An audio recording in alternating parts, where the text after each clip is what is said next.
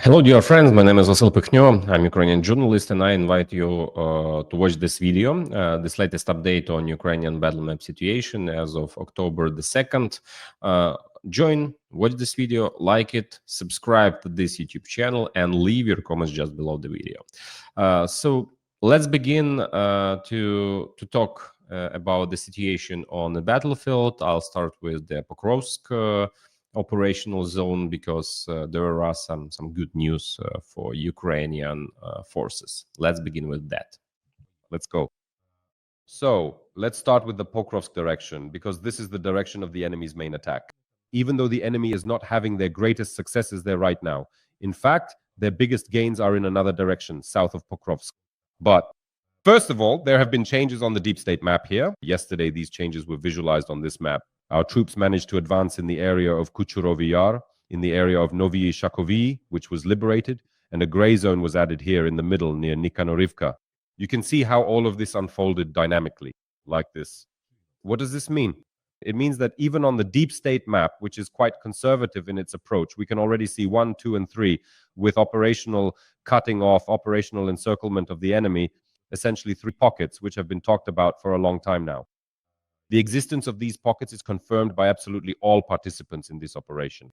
To say that, well, everything is fantastically good in our operation, yes, there are very cautious forecasts and expectations that, well, it is capable of changing the course of events on the Pokrovsk front. But on the other hand, let's not get ahead of ourselves. There are pockets, there is destruction, the enemy is being squeezed into rings, and sooner or later they will have to make so-called difficult decisions, as they say. But we'll see. We'll see. At the moment, the situation at the front, including in this direction, is such that, as they say, not everything is so clear-cut.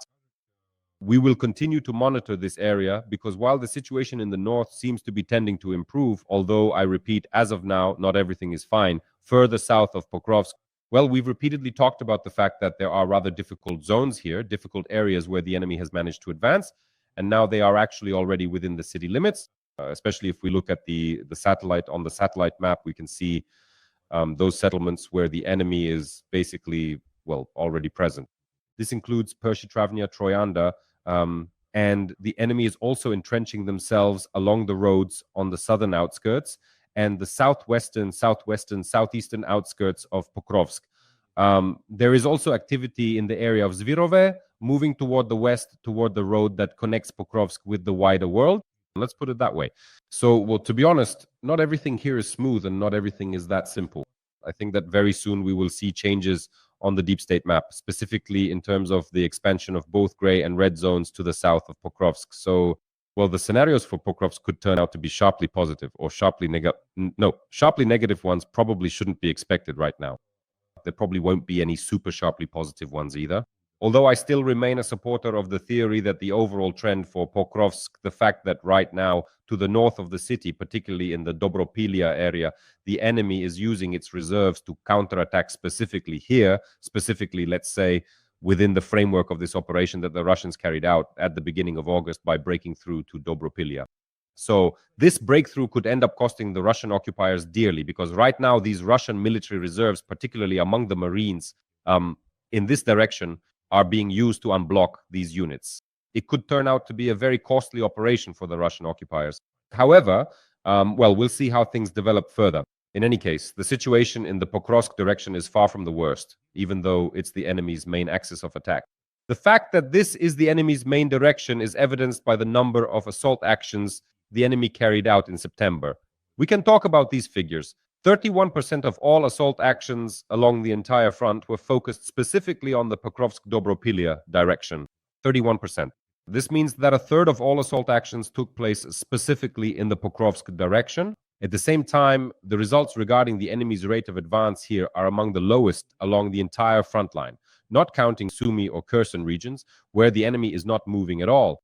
So in Pokrovsk, they captured only 9% of all the occupied territories that the enemy took over as of the end of September. Deep State calculated and yesterday made this kind of graphic showing the dynamics of occupation by month in square kilometers. September turned out to be one of the worst months since May of this year. In the last 5 months, September was the worst in terms of enemy advancement, 259 square kilometers. I would prefer to say only 259 square kilometers, but we understand that this that this, enemy advance, although it has decreased, is still unfortunately quite high. And this is what we are observing now. Although this decline in the Pokrovsk direction, I repeat, the dynamics, the trend is very, very positive in terms of stopping the enemy. But the direction that provided the enemy with the greatest advances is south of Pokrovsk in the Novo Pavlivka area. By the way, yesterday on the deep state map, there were also new updates in the areas of Poltavka, Novoivanivka, and Novohrihorivka. In particular, here in Poltavka, the enemy is already moving into the settlement, and their presence is now being recorded here as they are being pushed out of these locations. Overall, unfortunately, the Novo Pavlivka direction was the least successful for us in terms of defense over the past month. Well, in September, that is. This was, among other things, one of the main reasons for the dismissal of the commander of the 17th Army Corps, who is responsible for the defense here of both the 17th and 20th Army Corps.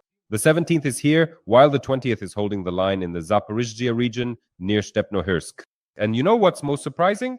Just yesterday, an interview was published with the chief of the General Staff of the Armed Forces of Ukraine, Andriy Hnatov, who said that supposedly yesterday on Defenders Day, he gave an interview to Ukrinform. And among other things, he made a rather resonant statement that quickly spread, saying that the armed forces of Ukraine have completed the transition to a core system. Well, look, I am a supporter of telling the truth and, let's say, speaking objectively about everything that is happening and not questioning the words of the chief of the general staff. But what do we have left when we boil it down? Yes, corps have been created. Yes, the corps have taken up defensive positions in certain sectors of the front. Here, the words of the chief of the general staff are absolutely true. But to say that the core system is already complete and has reached its logical conclusion, well, you can't really say that because when it comes to personnel, we have a gigantic, truly enormous problem with staffing in the Army Corps. I've highlighted this issue more than once already. I'll highlight it again, and now I'll share my thoughts on the fact that, well, we still haven't finished the reform of the Army Corps. We have a huge understaffing and shortage of personnel in the Corps' own staff structures. As we already announced that we are creating assault troops, that we will have unmanned air defense systems as part of the Air Force, although probably it will be easiest to create all this precisely within the Air Force. But with the assault troops, we are creating an entirely new structure. And we are also planning to create space forces. Here, perhaps only a joke comes to mind. Yesterday, I heard from someone that by the end of the year, we should probably be talking about what? Space assault forces? Well, honestly, it's a pun, but in my opinion, it could take up too many of the state's resources. Moreover, let me repeat, we haven't even finished staffing the Corps, and we're already creating new branches and types of troops. This is dangerous. It's dangerous because Ukraine's resources are very, very limited. But going back to the Corps, what is still the main issue with the Corps? They were supposed to become monolithic structures at the front, responsible for a certain sector or direction of the front. Well, for example, that's how the 17th Corps is on this Novo Pavlivka direction. It should have a set of its own brigades, which include a certain number of units where there are not only mechanized brigades, but, for example, heavy brigades, drone system regiments, relevant battalions, or other types of support units, logistics, engineering, and fortification units, and so on. All of them should be part of, for example, a corps, right? But unfortunately, the best indicator of what is happening with the Corps is the same Dobropilya direction, where, well, the greatest success so far has been demonstrated. Why? Because there is a corps stationed here. This is publicly known information. The National Guard Corps Azov, which among the groupings of troops operating in the Dobropilya direction, has only a single brigade under its command that formally belongs to the Azov Corps. This is the 14th Rapid Response Brigade of the National Guard, Chervona Kalina. So think about it again. There are, let's say, X units within the corps. Out of these X units, only one is directly operating in the area of responsibility of the Azov Corps. The rest are all attached units.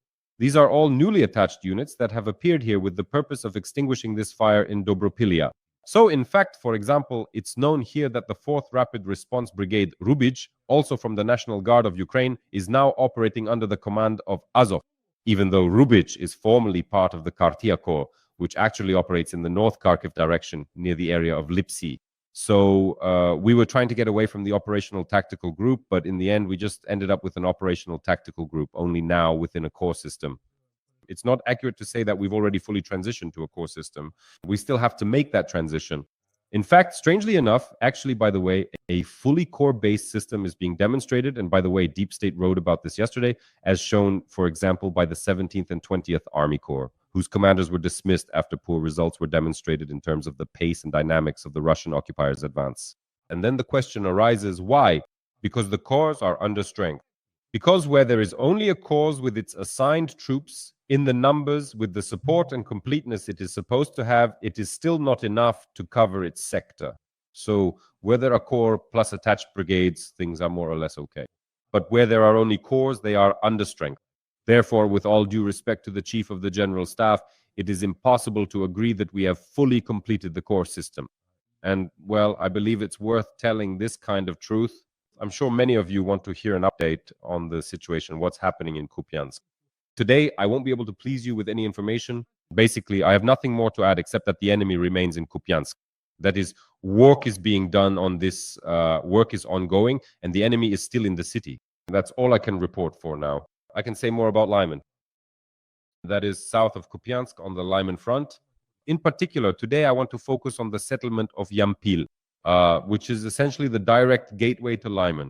And now, because of this, Yampil is being rapidly attacked by the Russians. The thing is, after the capture of the Serebryanska forestry to the east of Yampil, this legendary forestry was here, the pressure on the settlement of Yampil itself has now increased significantly. That is, from the Serebryanska forestry, from here, from the northeast, the Russians are pushing into Yampil, and of course, the loss of the Serebryanska forestry does not help this situation. Yesterday, soldiers from the 81st Airmobile Brigade, 3rd Battalion, one of the companies, shared with me a video showing how the Russians are moving in there into the settlement of Yampil. Let's watch the video to see what it all looks like. A small group managed to break through, just 2 people, right into Yampil itself. The thing is, on the approach to Yampil, a large group of Russian occupiers was destroyed by our soldiers. Well, as for those two, I don't even know what to call them, lucky ones, although in reality they're not lucky. They just lived a little longer than those who didn't make it to Yampil. So our drones started tracking them, driving them out of basements, out of the ruins, and eventually this led to the Russians just blindly running out onto the main road and starting to walk along it, strolling down the street in Yampil itself. There they ran into fire from the soldiers of the 81st Airmobile Brigade, who simply shot them point blank like rabbits, our pair of assault troops from the 81st Airmobile Brigade. I won't show the actual footage of the shooting, of how they are being destroyed there. You can see all of that on my Telegram channel. I published this video yesterday. So just a reminder, here's how you can access my Telegram channel. Pekhnio News, my own author community on Telegram. So subscribe, join, and watch the full video there because, well, for obvious reasons, due to YouTube censorship, I can't and I'm not allowed to show this video on this social network where you're currently watching the map review. But the very fact is that the situation in Yampil is getting worse. The enemy continues trying to push in there. But we have to give credit to our pilots, our drone operators, who are doing incredibly hard work in this area every single day. And not only in Yampil, but also further south, southeast, Dronivka, Serebryanka. Here, as you can see, there are these strange gray zones with the enemy's advance. But these gray zones are actually maintained thanks to the very high quality work of our UAV pilots, because Russian infantry keeps relentlessly attacking our troops' positions. Due to the fact that we have a shortage of personnel, especially in this direction, it's simply impossible to fully cover the entire section, the whole defensive line. Therefore, effective reconnaissance followed by precise strikes from UAV operators significantly, let's say, eases our situation. But overall, the situation here on the Lyman direction is actually quite difficult. Well, I'd like to put a special emphasis on the topic of pilots here, to pause and focus on it, because another takeaway from September that I'd like to highlight, and which I also wrote about on my Telegram channel, is to reflect on whether drones and drone systems are really as important in modern warfare as people say. Based on the results of September, because recently the commander of the Unmanned Systems Forces, Robert Madjer, also known as Brody, you remember him, he made a statement saying that currently, the number of personnel in the Unmanned Systems Forces makes up 2.2% of the total number of defense forces, all of those at the disposal of the commander-in-chief. 2.2%? He says that if it reaches 5% of the total number of defense forces, then we will be able to deliver half of the strikes against those occupiers who are destroying our defense forces on the front line, and essentially to stop the Russian offensive. Brody talked about this and insisted on increasing the number of unmanned systems. So you can calculate a very clear math here. Every voice matters. Join our community, support independent journalism and help us bring you the truth from Ukraine. Become a member of Ukraine Today. Join us now. First of all, obviously, the government accepted this proposal from Magyar because yesterday, on October 1st, 2025, a decision was made that the Magyar's Birds Brigade would be doubled in size. The brigade is being doubled with an increase in personnel, so a very active recruitment campaign is now being announced for the Magyar's Birds in order to increase their numbers.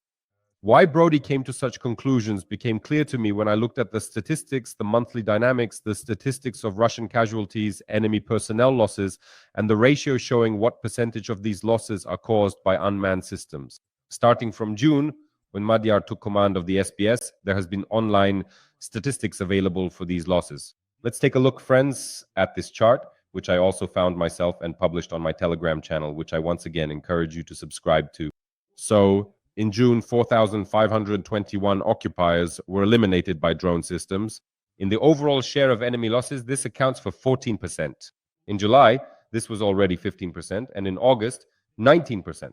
And so, according to the results for September, drone systems accounted for 23% of enemy casualties, with an absolute number of 6,655 occupiers eliminated out of a total of 28,490.